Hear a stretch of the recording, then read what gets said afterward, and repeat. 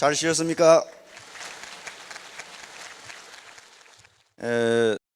사실은 어젯밤에는 좀 못 쉬셔야 되는데 하룻밤 안 자도 안 죽어요. 야전에 있을 때 연대 전투단 훈련을 해보면 한 작전과에 있으면 3, 4일 못 자거든요. 근데 죽지는 않습니다. 죽지는 않는데 엉덩이만 붙이면 자요. 그런데 이스라엘 군이 가장 강한 군인데요, 이스라엘 군이 3일간 잠을 안 자고 전투할 수 있는 능력이 있어요. 그러니까 이기죠.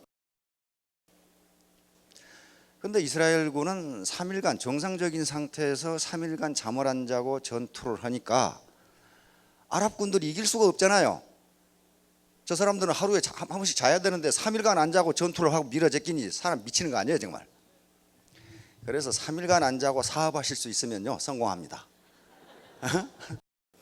제가 오늘 얘기하려고 하는 게 황골 탈퇴인데요, 우리 나이 드신 어르신들은 전부 아실 거예요. 뼈를 바꾸란자 뼈골자니까 뼈를 바꿔버리고 어머니 태 있죠, 내가 태어난 태를 탈퇴 그냥 빼내버린다 그 말이니까 온통 몸 전체를 다 바꿔버린다. 내 사고방식을 머리부터 뼛속까지 다 바꾼다, 그런 얘기거든요. 원래 중국에서 나온 한자 성어죠. 황정견이라는 사람이 만든. 근데 이것을 근대적인 용어로 바꾸면요 패러다임의 전환입니다. 패러다임의 전환이란 말이에요. 패러다임 시프트란 말이에요. 패러다임 시프트라고 하는 것은, 패러다임은 자기의 사고의 틀, 세상을 보는 눈, 이것을 패러다임이라고 그럽니다. 세상을 보는 눈, 그 다음에 자기의 사고의 틀. 그런데 이 패러다임은 토마스 쿤이라고 하는 과학 철학자가 만든 용어인데, 과학혁명 구조라는 책에서 만든 용어인데, 토마스 쿤이라는 학자는 20세기에 가장 인류에게 영향력을 크게 끼친 학자 중 한 사람으로 칩니다.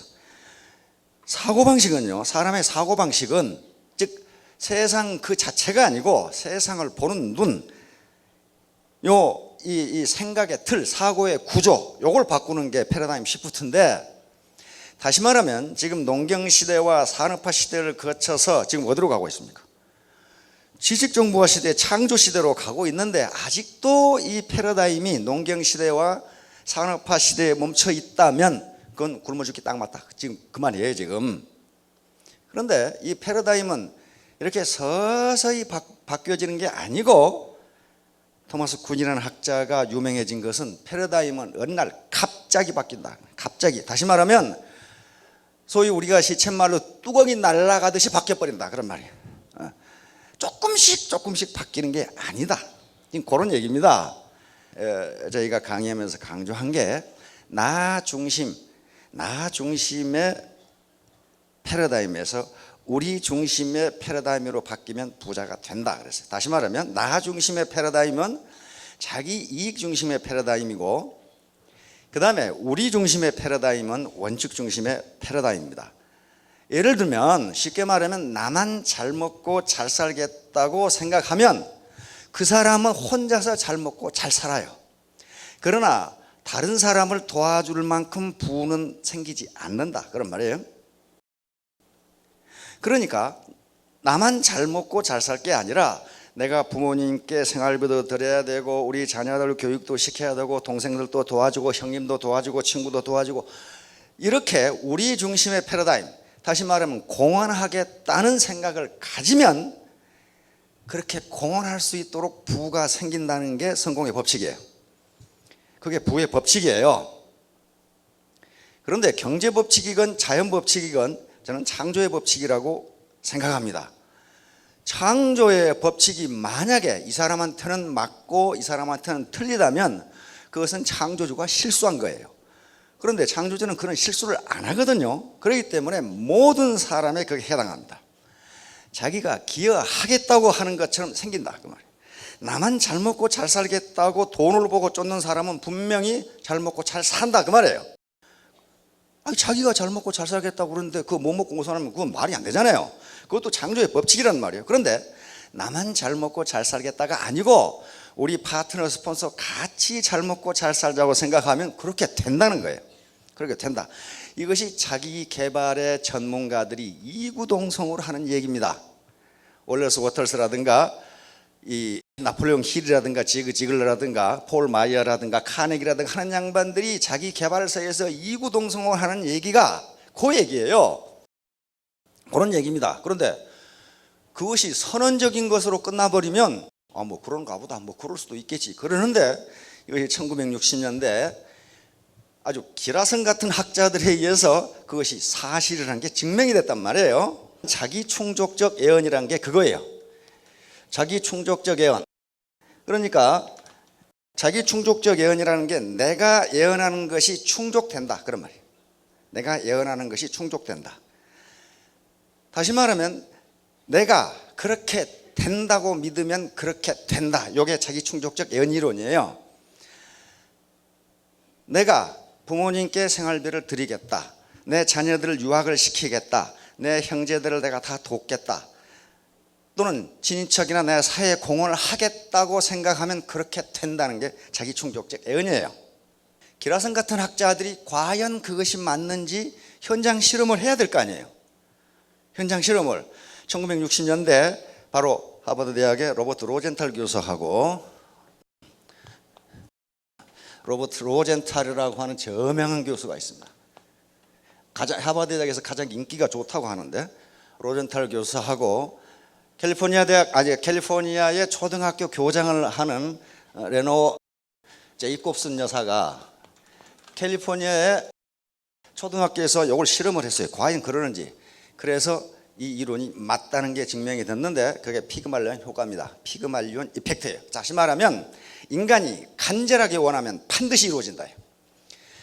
그래서 그 후로도, 이건 초등학교를 대상으로 한 거니까 중학생, 대학생, 일반인, 노인을 상대로 과연 자기 충족적 예언이 맞는지를 전부 실험했는데 전부 맞아요. 전부 맞아요. 그렇게 된다고 믿으면 된다는 거예요. 그렇게 된다고 믿으면 된다. 그러니까 나 혼자 잘 먹고 잘 살겠다 그렇게 생각하면 그렇게 된다는 거예요. 그렇게 돼요. 그런데 자기만 잘 먹고 잘 산다 그 말이에요. 그러니까 자기만 잘 먹고 잘 사는 데는 그렇게 많은 돈이 필요가 없어요. 그런데 부모님 생활비 드리고, 그 다음에 동생들 형님 도와주고, 그 다음에 친인척들 이 어려운 사람 도와주고, 친구 어려운 사람 도와주고, 사회에 공헌하고 하려면 돈이 많이 필요해요. 그러니까 그런 마음, 즉 패러다임, 나 중심이 아니고 우리 중심으로 패러다임을 바꾸면 그렇게 된다는 거예요. 그렇게 된다. 다음에 언젠가 그런 얘기를 할 시간이 있을 텐데, 이게 수많은 실험에서 맞다 이렇게 증명이 됐어요. 맞다. 요 이론은 맞다. 그런데 이 양반들은 학자들이기 때문에 학문적으로 증명을 했는데, 이 이전에 먼저 자기개발 전문가들이 그렇게 된다고 했어요. 왜냐하면요, 자기개발 전문가들은요 책상에 앉아서 이론을 만든 사람들이 아닙니다. 계속 실패하다가 성공한 사람들이 나는 왜 성공했는가를 따지다가 이걸 생각한 거예요. 이게 근데 공통적으로 똑같아요. 폴 마이어 같은 사람은 attitude is everything 그랬어요. attitude가 마음가짐입니다. 마음가짐이 전부다 이렇게 했어요. 내가 뭐가 되겠다고 하는 신념, 이것이 전부다. 이거 아니면 아무것도 안 된다 그렇게 됐습니다. 그래서 여기 지금 네트워크인데요, 어떻게 혼자 성공하겠어요? 같이 하니까, 우리가 같이 하니까 됐어요. 우리가 같이 하니까 됐어요. 그러니까 네트워크에서 이 3년 만에 1,000만 원 소득이 된다, 또 5년 만에 무슨 2억 소득이 된다, 이게 혼자 힘으로는 도저히 불가능합니다. 자, 그러면 황골 탈퇴하는 게 쉬운 일이 아닌데, 자기 큐티클, 다시 말해 껍질을 벗어버리는 건데, 이게 쉬운 일이 아니다 그 말이에요. 자, 우리 동영상을 하나 보고 얼마나 어려운 일인지를 한번 보도록 하겠습니다.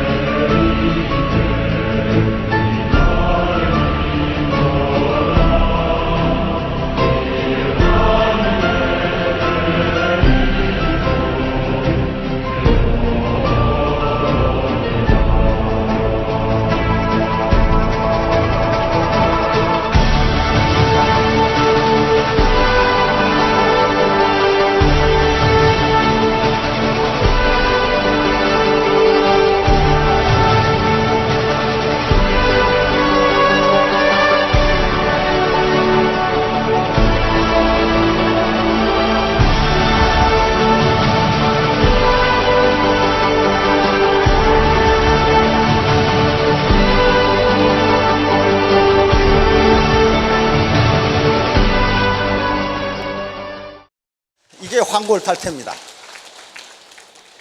옛날에 낡은 부리, 낡은 발톱, 이게 솔개는 지금까지 그것 가지고 먹고 살았어요. 그렇죠? 근데 그게 별수로 뭐가 없어 이제. 또 하늘을 날면서 백수의 이 백금의 왕자로 살았어요. 그런데 그 날개도 이제 더 이상 역할을 못해요. 그럼 뽑아버리고 색을 내요. 이처럼 구각을 벗어버리는 것, 이게 황골탈퇴예요. 이게 패러다임 시프트예요. 이렇게 하지 않으면 지금 이제 이 정년 퇴임하신 분들이 여기 많이 계실 겁니다.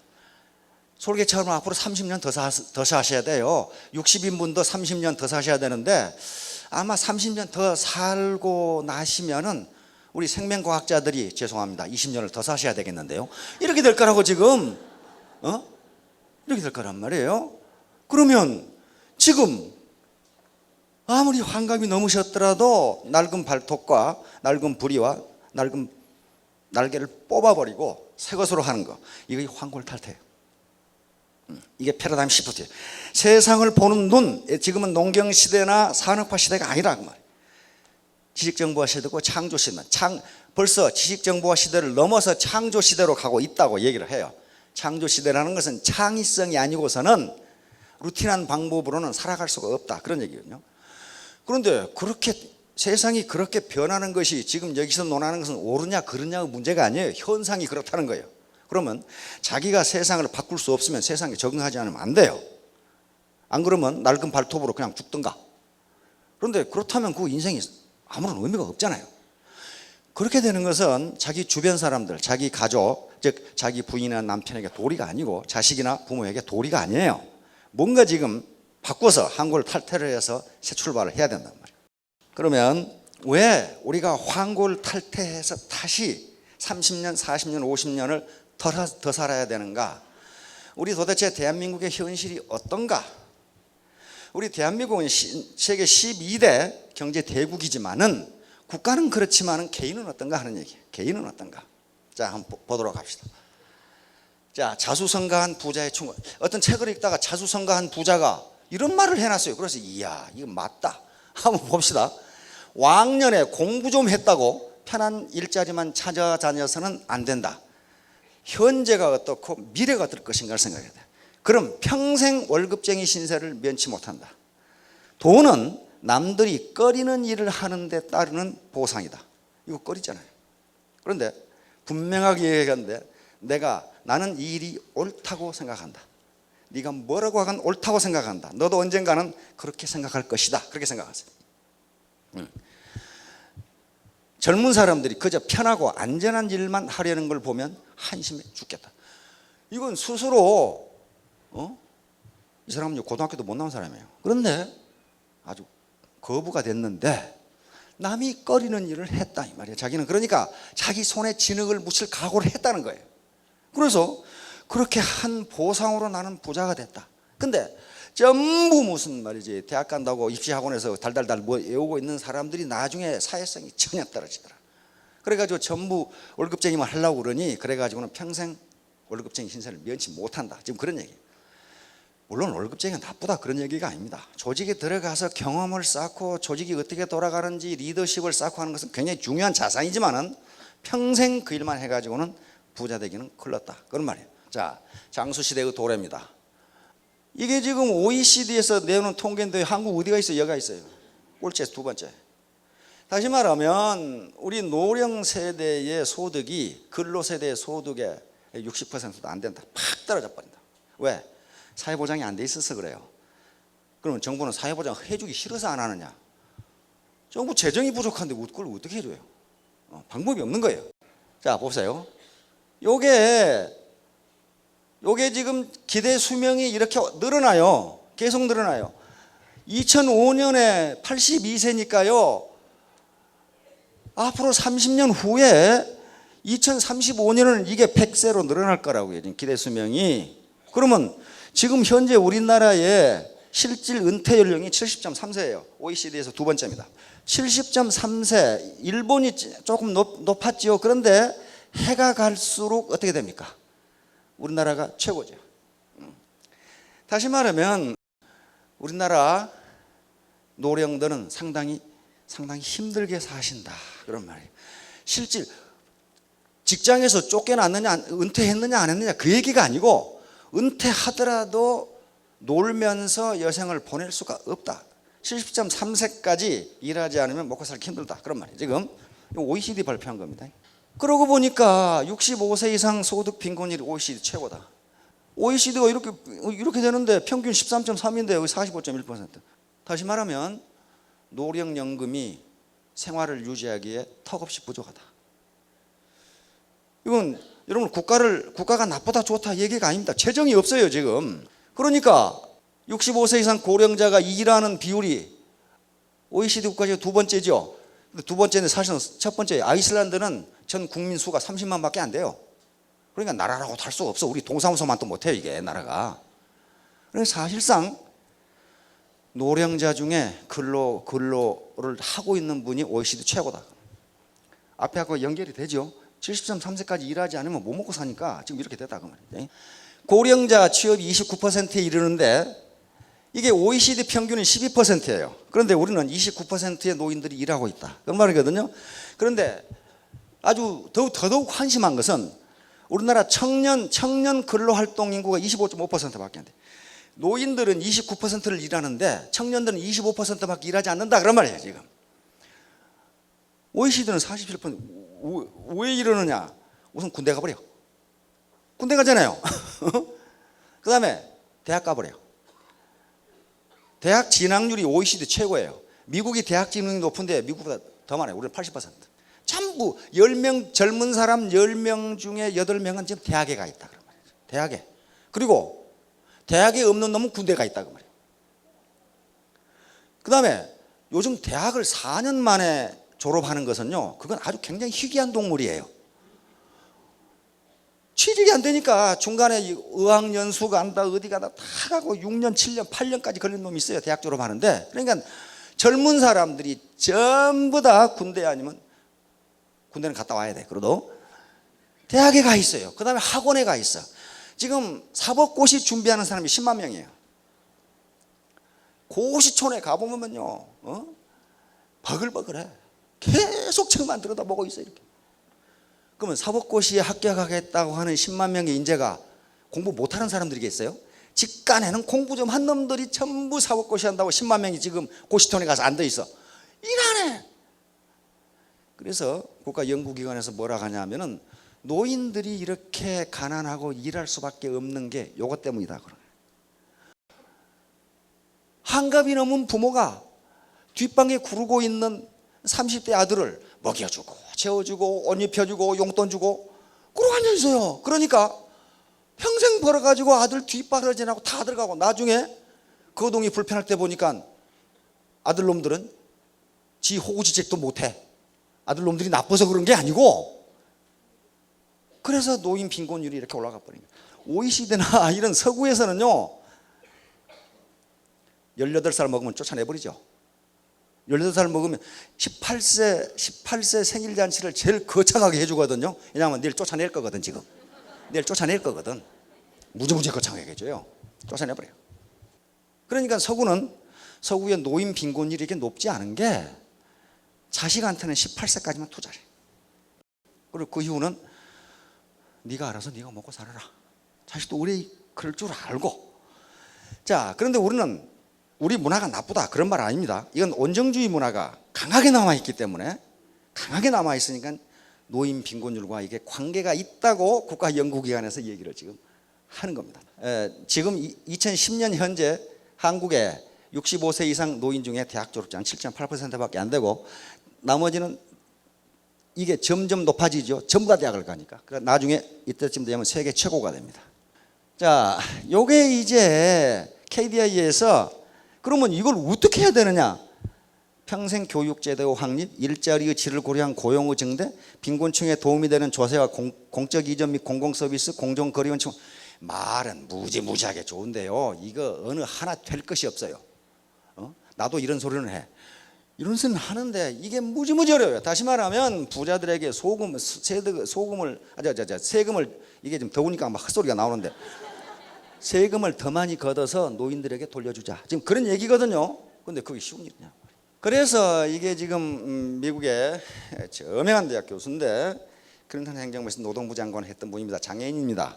지금 우리나라에 왔어요. 그래서 우리 노동부 장관을 만났어요. 만나서 이 문제를, 우리 지금 노인 빈곤 문제, 이 빈부 격차 문제, 이 사회 이게 양극화 문제를 어떻게 해결하면 되느냐, 그걸 물었을 때 이 양반이 한 얘기가 공정 거래를 하지 않으면 안 된다고 얘기를 한 거예요.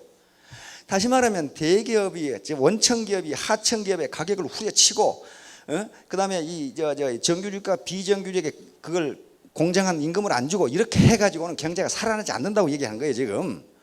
왜냐하면요, 밑에 사람들은 돈이 없어 못 쓰고, 위에 사람은 쓸 것이 지금 살 물건이 없어서 안 사고, 그러면 시중에 돈이 돌지 않으면 경제가 회복을 못 해요. 그렇죠?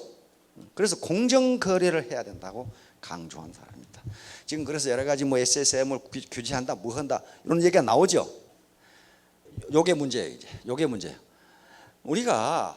우리 노령계층에게 연금을, 사회보장연금을 좀 더 많이 주려면은, 부자들에게 세금을 더 걷지 못한다면 경제가 성장해주면 세금을 더 걷을 수 있습니다. 그렇죠?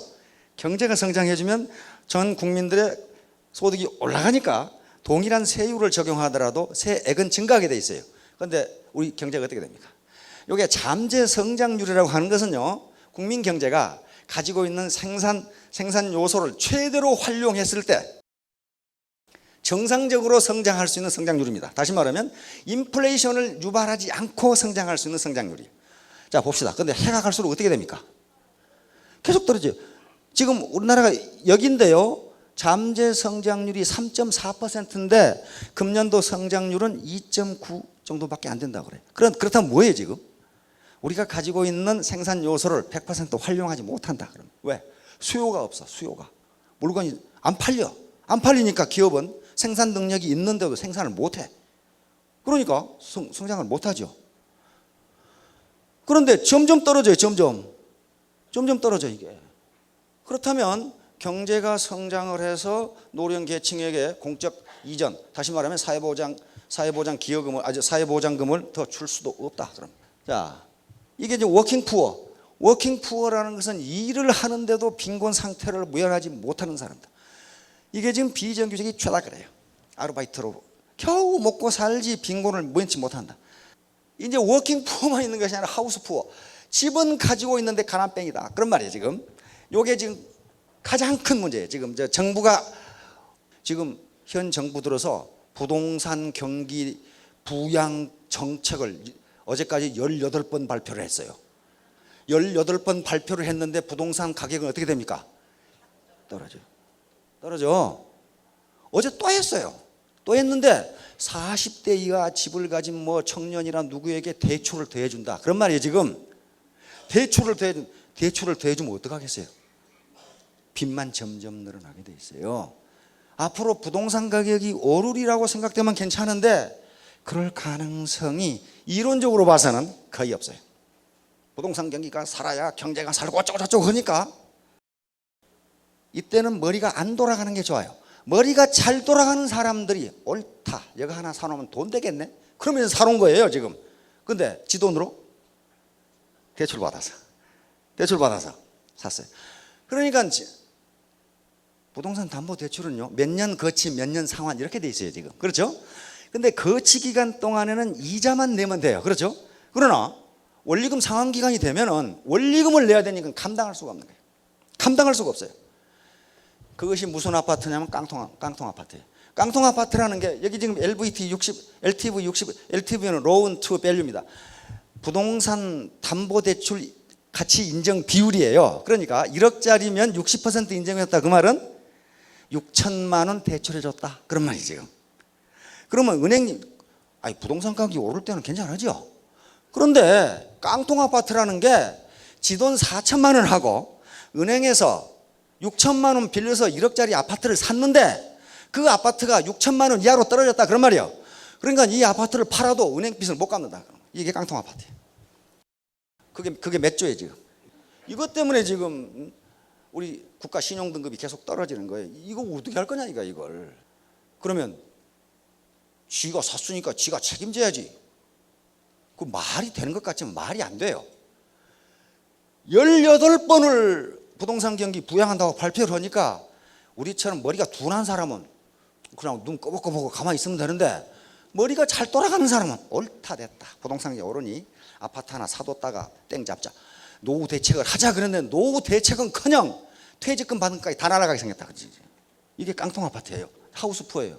지금 주택 거래가 이렇게 전부 마이너스 60 이렇게 됐으니 말이에요. 그러니까 이제 깡통 아파트를 팔려고 내놨는데 어쩐다, 그런 말이에요. 안 팔린다. 그런데 렌트푸어까지 또 생겼어요. 렌트푸어는 전세집 사는데 이놈의 전세값이 계속 올라가서 사람 죽겠다, 그런 말이 지금. 좀 가난뱅이 돼버렸다. 왜냐하면은 부동산의 매매가 이루어져야 전세를 안고 부동산 아파트를 사면은 그걸 전세를 내주면 전세 물량이 많은데 최다 안 사니까 전부 전세만 살려고 하니까 이 전세가 폭등하는 것 보세요. 이래서 이걸 렌트푸어라고 합니다. 전세 사는 놈도 가난뱅이로 다 잘라겠다, 지금 그런 얘기예요. 자, 다음 이제 요겁니다. 앞으로 잘 판단하셔서 부동산 투자를 하시기 바랍니다. 지금까지 부동산 거래를 분석해 보면 아파트를 사는 사람들의 연령이 35세에서 54세예요. 이 연령층이 아파트를 구입하는 세대입니다. 35세 되는 사람들은 제법 괜찮은 직장에 근무하는 사람들이 직장에서 대출을 받고 은행에서 대출을 받고 자기 돈 얼마 하고 아파트를 사고, 그 다음에 이제 40대 50대 요 초반은 이제 직장생활 거의 끝나가고 지금까지 모은 돈으로 이제 아파트 하나 사서 여생을 보내야지. 요 세대가 아파트의 실수요 계층인데, 문제는 우리 젊은 여성들이 애를 안 낳아가지고 요 인구가 떨어지잖아요. 떨어진다는 건 뭐예요? 수요가 줄어든다. 근본적으로 모든 재화와 서비스의 가치는 수요와 공급에서 결정되는데 수요가 떨어져요. 수요가 떨어져. 이게 떨어지죠. 이게 요 빨간 선이 계속 떨어지잖아요 지금. 예? 그러니까 부동산 구매력 지수, 부동산을 구매력을 살 수 있는 돈을 가진 사람이 점점 떨어져요. 왜냐? 지금까지 머리 잘 돌아가고 옳다, 부동산으로 돈 좀 벌어야지 했던 사람은 전부 부동산을 샀어요. 그래서 전부 깡통으로 돼가고 있어 지금. 이 사람들이 또 사겠어요? 그러면 전부 핵가조가 돼가지고 노인 세대가 늘지 않느냐? 그 말도 안 되는 소리. 노인 세대가 늘긴 늘어요. 느는데 노인 세대는 부동산을, 아파트를 사는 세대가 아닙니다. 그걸 파는 세대예요 이제. 왜? 지금 저 부동산 또는 담보 연금이 있잖아요. 그걸로 지금 가고 있어요. 그러니까 그건 부동산을 수요하는 세대가 아니에요. 그래서 앞으로 공인중개사가 가지고 자시고 노후를 어떻게 보내야지 하시는 분들은 일찌감치 마음을 고쳐 드시는 게 좋습니다. 우리 마을에도 우리 마을에 공인중개사가 5개가 있었는데 하나 남았더라고. 다 들어간 적이 없어요. 왜? 거래가 안 된대. 이게 뭐 같아 이게? 아주 미국의 세계적인 조각가입니다. 조나단 보로프스키라는 사람의 조각인데 워킹 투 더 스카이예요. 하늘을 향하여 걷자. 그러니까 꿈과 어떤 비전, 인간의 도전, 이걸 나타냈죠. 그런데 이게 서울 화곡동에 있는 작품이에요. 보로프스키의 작품은 우리나라만 있는 게 아니고 세계적으로 유명한 도시에 다 있습니다. 우리 세종로에 가면은 보로프스키의 조각장이 있어요. 망치질하는 사람. 그 망치질하는 사람도 세종로에가 있고 세계 곳곳에 뉴욕에도 있고 다 있어요. 워낙 유명한 조각가이기 때문에. 요 워킹 투 더 스카이도 독일에도 있고 미국에도 있고 프랑스에도 있고 다 있어요. 근데 프랑스나 독일 곳은 사람 하나만 해놨는데 우리나라 화곡동에 있는 곳은 여러 사람이 해놨어요. 요걸 딱 보고 저는 우리나라 아파트 가격 상승하고 똑같구나 하는 생각이 들어요. 한 사람이 아파트 돈 된다고 쫓아가니까 다 쫓아가다가 여기서 어떻게 돼요? 추락. 이렇게 되죠. 올라갔으면 추락할 일만 남았어요. 이게 하늘까지 이 장대가 올라가지를 않았어 지금. 여기에 저는 용인 사니까 용인 상현동 아파트가 있습니다. 상현동 아파트. 여기가 분양할 때 인기가 무지무지 좋았어요.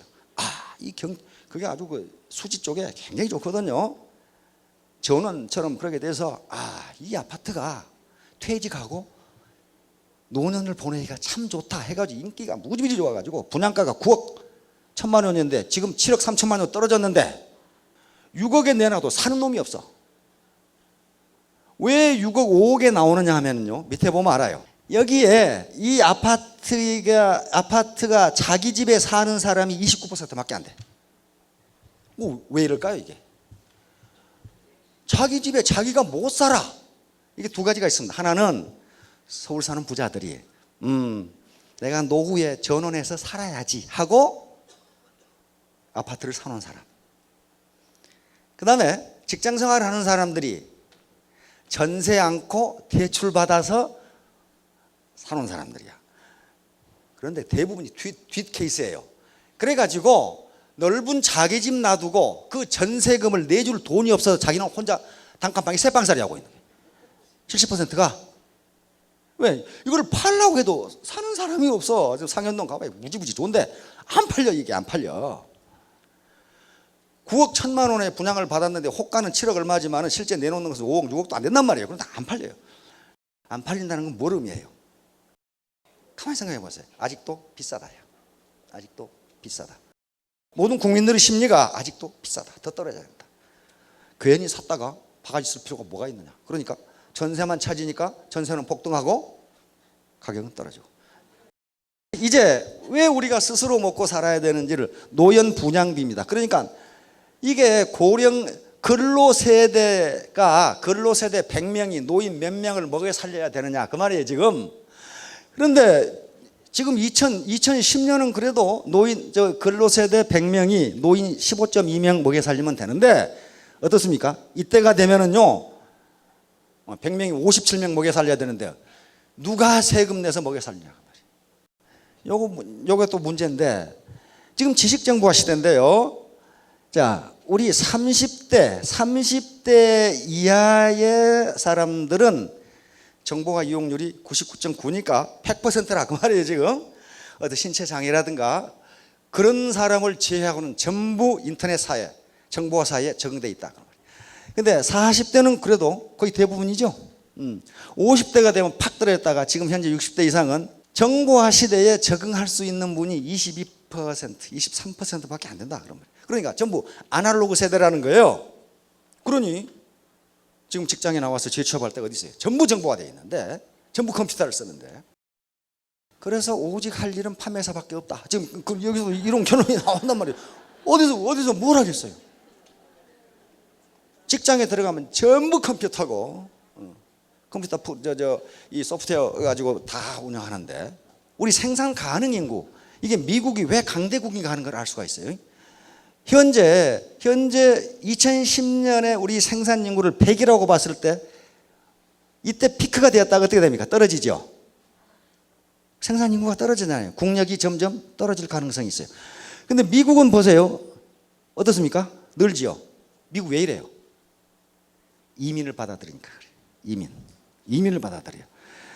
다른 나라 그래도 프랑스는 조금 낫고 영국도 나아요. 왜냐하면 계속 지금부터 몇십 년간 출산 장려 정책을 썼거든요. 그런데 이런 나라들은 인도가 앞으로 강대국이 된다는 게 이것 때문에 그렇습니다. 사정없이 인구가 늘어나거든요. 지금 브라질도 그렇고 중국은 좀 문제가 심각해요. 러시아의 최대 고민이 땅은 큰데 애를 안 낳는 거예요. 저 나라도 가장 고민이 러시아도 인구 문제예요. 인구가 늘질 않아. 인구가 늘질 않아요. 러시아도 64세 이후에 우리 지금 건강보험공단에서 발표한 게 64세 이후에 평생 쓰는 의료비의 절반을 쓴다. 그 말은 64세 이상 되는 어르신한테는 어디가 편찮으십니까? 그렇게 물으면 안 되고 어디가 안 편찮으신 데 혹시 있으십니까? 다 아프니까.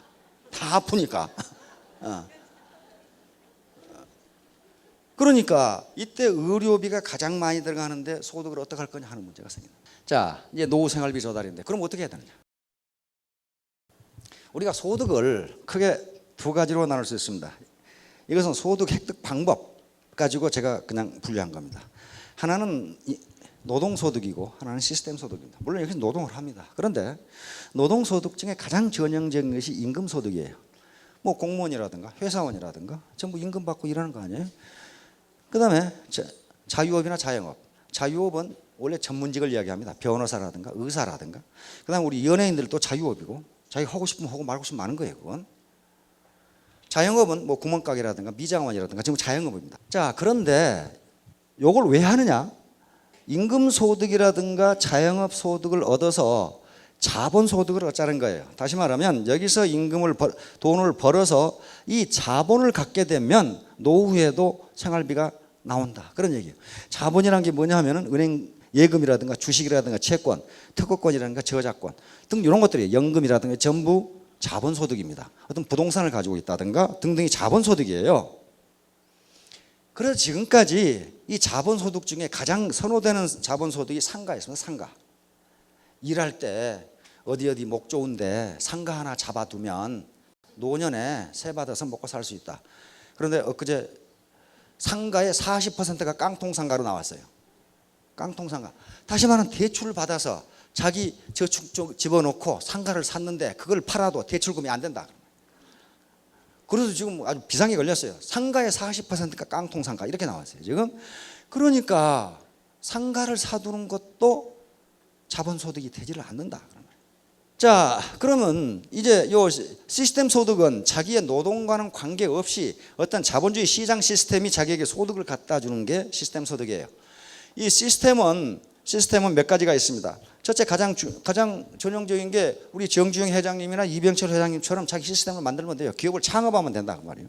창업해서 밑에 종업원들을 거느리고 일하면 사장이 어디 간다고 해서 자기 소득 없는 거 아니라 그 말이에요.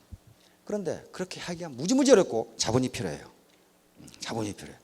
두 번째는 기존에 좋은 시스템을 사버리면 돼요. 기업을 하나 사버리든가. 안 그러면 가장 전형적인 게 프랜차이즈를 사버리면 돼. 그런데 요즘 프랜차이즈도 먹고 살기가 힘들어. 워낙 많이 생겨가지고. 그것도 경영 능력이 필요하고 자본 능력이 필요해요. 좋은 목의 프랜차이즈 지점 하나 사는데 10억 들어간다고 그래요. 10억 가지신 분은 하나 사서 한번 해보세요. 되는 거 안 되는 거 한번 해보시라고. 잘 안 돼요. 마지막으로 시스템을 가질 수 있는 좋은 방법은 이런 네트워크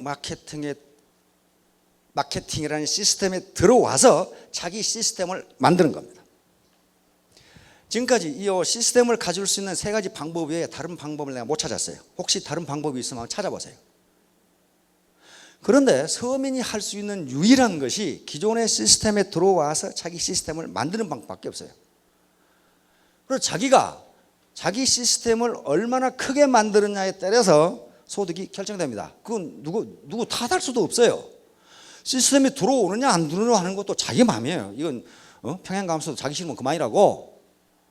그래서 이제 황골 탈퇴를 해야 되는데 사회적 인식이 그렇게 좋지 않고 국민들이 비우호적인 시각으로 보니까 그래서 황골 탈퇴가 필요한 거예요. 당신이 뭐라고 하건 내가 하는 일은 옳다. 황골 탈퇴는 바로 천동설로 바꾸는 거, 천동설을 지동설로 바꾸는 거 똑같아요.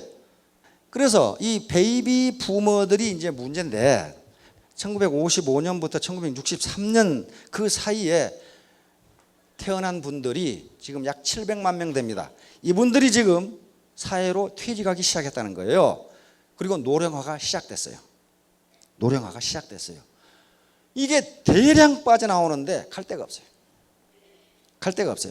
그래서 지금 정부가 또 고민이, 영국에는 또 고민이, 이분들이 나와서 퇴직금 받은 거 하고 은행에 대출을 받아가지고 자영업을 창업을 해. 들어갈 데가 없으니까 먹고는 살아야 되는데, 지금 하우스 푸어가 돼가지고 먹고는 살아야 되는데 할 수 없으니까 자영업을 창업하는데, 창업하는 자영업의 거의 대부분이 음식 숙박업이에요. 그리고 이거 대붕괴 때문에 또 난리 법석이에요 지금. 영국에는 이거 어떡하냐 이거 다 망하는데 이거. 다 망하는데 이거 어떡하냐 말이에요. 이 사람들이 낳은 자녀들을 에코세대라고 부릅니다. 에코세대. 이게 900만 명이에요. 에코세대는 우리가 산에 가서 야호 뭐 한참 있으면 어떻게 됩니까? 저쪽에서 야호 그렇게 해주죠. 메아리 세대. 다시 말하면 이 베이비 붐 세대가 엄청나게 많기 때문에 이 사람들이 낳은 자녀들이 지금 출산 연령이 됐어요. 그러면 여기서 다시 제2차 베이비 붐이 이래야 되는데 시집을 안 가. 시집을 전부 다 결혼을 안 해. 결혼을 해도 얘를 하나 이상 낳지를 않아 지금. 그러니까 베이비 부머 세대 700만 명, 요 세대 에코 세대 900만 명, 이게 1600만 명이에요 지금. 이게 우리나라 운명을 좌우할 수 있는, 여기 그러니까 세 사람 중에 한 사람이 둘 중에 하나 다 들어가요. 한 사람이. 근데 이게 지금 고민투성이라. 한 세대는 지금 사회로 나오는데 적당한 일자리가 없으니 자영업에 투자를 했는데 이게 되지를 않지. 에코 세대가 출산을 좀 많이 해줘야 되는데 결혼들을 안 하고 있지. 그래서 이 세대는 이제 어떻게 됩니까? 다시 한번 출발해야 됩니다. 다시 시작하자. 다시 시작하지 않으면 나를 부양해 줄 사람이 아무도 없다.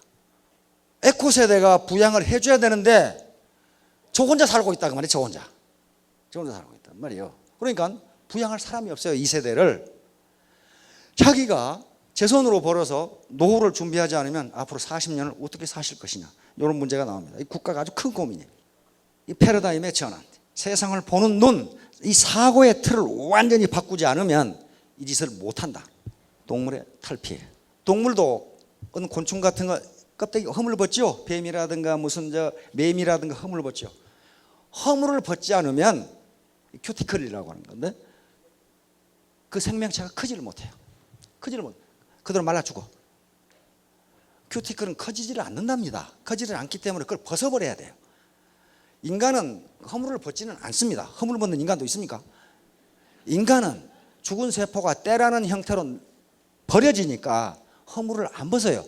그런데 전부 무슨 허물을 벗어야 되냐면 이 사고방식, 패러다임의 허물을, 큐티클을 벗지 않으면 이 짓을 못한다. 그런데 너무 성급하게 생각하지 마시라. 이솝우화에 황소처럼 커지려다가 배 터져 죽은 개구리 이야기가 나오죠. 아들, 딸 개구리가 보니까 옆에 황소가 무지무지 큰 게 있거든. 아빠도 저렇게 커질 수 있어요? 아빠가 가만히 보니까 자기 배가 쭈글쭈글하니까 바람만 집어넣으면 커질 것 같거든. 계속 바람 집어넣다 배 터져 죽었다. 그 말이거든. 부자는요 어느 날 갑자기 되지 않습니다. 반드시 그 과정이 필요해요. 고생하는 과정이 필요하다. 3층만 원하는 사나이. 마찬가지 어떤 사나이가 옆집에 3층 집을 짓는 거 보니까 무지무지 좋거든. 그러니까 목수한테 나도 하나 지어주라 그랬어요. 그러니까 목수가 오케이 하고 집을 짓는데 이 자식이 1층을 짓고 자빠져서, 그러니까 이 사람아 나는 3층이 필요하지 1층은 필요 없다 이게. 그리고 목수가 아니 3층을 지으려면 1층부터 지어야 되는데 그건 자네 생각이고 나는 3층이 필요하니까 3층만 지으라 이게. 그러니까 천리길도 한 걸음부터 가야 되는데 뱁새가 황새 걸음을 치면은 가랑이가 찢어진다고 그랬어요. 근데 뱁새가 황새 걸음을 치려면은 뭐가 길어져야 됩니까? 다리가 길어져요. 레그가 길어져야 돼요. 레그가 길어진 놈이 뱁새 걸음 못 쳐요. 또 그건 또. 그러니까 우선 뱁새가 처음에 시작하면 뱁새입니다. 황새 걸음 치려고 하다가 가랑이 찢어 죽지 말고 레그를 키우라는 거예요. 다리를 키우면 자연히 황새 걸음 되게 돼 있어요. 되게 돼 있습니다. 샤워장에 봐봐. 이것도 마찬가지예요. 샤워장에 들어가서 수도꼭지가 중간으로 맞춰져 있으면 수도꼭지를 틀리면 처음에 찬물이 나와요. 그럼 조금만 참으면 따뜻한 물이 나와. 근데 참지 못하면 차다고 확 뜨거운 데로 돌리면 어메 뜨거라 하고 이제 또 이제 뜨거운 물이 나와요. 그러면 또 확 돌리면 또 찬물이 또 팍 나와요. 이걸 샤워장에 봐보라 그래. 조금 더 못 참고 이랬다. 그런 사람 많아요. 우리 쪽으로 오면은 판매사 금방 시켜줄게. 그러면 그쪽으로 간 놈이 있죠. 그러다가 또 마음에 안 들어 그러면 또 저쪽으로 가. 이렇게 왔다 갔다 하는 사람은요, 그 샤워장의 바보예요. 구르는 도로는 이끼가 끼지 않는다고 그랬습니다. 서양 속담인데 그 말은 직업을 자꾸 바꾸면 돈이 생기지 않는다 그런 말이에요. 그러니까 이것은 사실 노벨상을 받았던 밀턴 프리드만 교수가 정부의 재정정책, 정부의 경제정책을 비판하면서 하는 얘기입니다. 불황이면 돈을 왕창 풀고 그러면 또 얼마 후에 인플레이션이 되고 인플레이션이 되면 돈을 또 왕창 조이고 그러면 또 다시 경기가 불황으로 빠지고 이 짓거리 하지 말고 내버려 두라 이게 내버려. 일정하게 룰에 따라서 돈을 풀면은 경기는 그냥 돌아간다. 그 얘기인데 우리에게 딱 맞는 말입니다.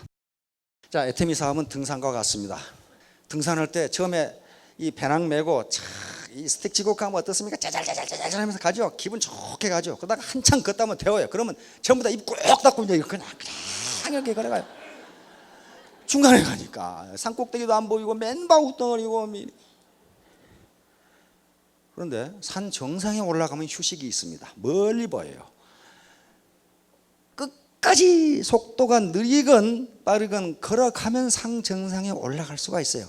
산이 절대로 지가 혼자 올라가는 게 아닙니다. 그렇죠? 산은 그대로 가만히 있어요. 가만히 있는데 등산을 하는 사람이 중간에 그만두니까 정상에 못 올라가요. 그런데 등산을 하다가 실족하는 것은 거대한 바우덩어리에 걸려서 실족하는 게 아닙니다. 요만한 돌덩어리에 걸려서 실족해요. 마찬가지로 이런 네트워크 사업을 하고 스폰서 이 파트너 관계에서 일을 하는데 무슨 거대한 문제 때문에 그만두는 게 아니고 사소한 얘기, 사소한 자기 이익 추구 때문에 서로 다투다가 내 그 새끼 꼴배기 싫어서 나 안 하겠다고. 그러니까 거대한 산, 거대한 나의 성공이라는 산이 있는데 걸려 넘어지는 것은 파트너 저 새끼, 스폰서 그 새끼 꼴배기 싫다 그만두겠다 이렇게 된단 말이에요. 지금 작은 돌덩어리에 걸려 넘어져요. 그러니까 혹시 내가 작은 돌뿌리가 아닌가 그렇게 생각해 보세요. 그러면 나 때문에 다른 사람이 실족하면 안 된다는, 그러면 자기도 실족하거든요. 자, 그래서 실족하게 하는 것들 이런 것만 없으면은 산 정상에는 휴식이 있고 더 멀리 볼 수가 있습니다. 자, 완전히 환골탈태, 즉 패러다임 시프트, 세상을 보는 눈, 자기의 사고의 틀을 바꾸시면은, 그리고 끝까지 비록 피곤하더라도 산 정상은 반드시 거기에 있으니까 거기까지 나는 가고야 말겠다는 각오를 가지시면 모두 다 성공하실 겁니다. 모두 성공하시길 바랍니다.